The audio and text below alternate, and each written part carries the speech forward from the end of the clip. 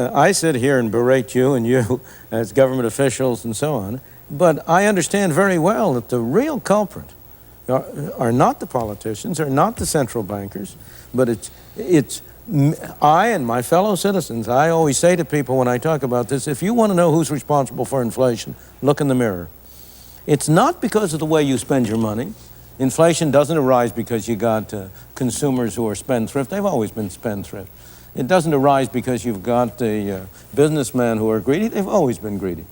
Inflation arises because we as citizens have been asking you as politicians to perform an impossible task. We've been asking you to spend somebody else's money on us, but not to spend our money on anybody else. You don't want us to cut back those dollars for education, right? And therefore, well, no, I do. We've already had a program on that. We've already had a program on that, and there's no viewer of these programs who will be any doubt about my position on that.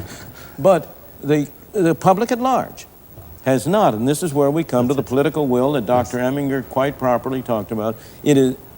Everybody talks against inflation, but what he means is that he wants the prices of the things he sells to go up and the prices of the things he buys to go down. But sooner or later, we come to the point where it will be politically profitable to end inflation.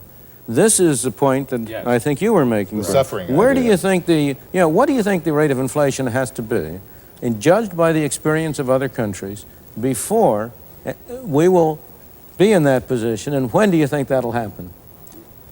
Well, the evidence says it's got to be over 20%. Now, you would think we could learn from others rather than have to repeat mistakes. Apparently, nobody can learn from history. But at the present time, we're going toward higher, not lower inflation.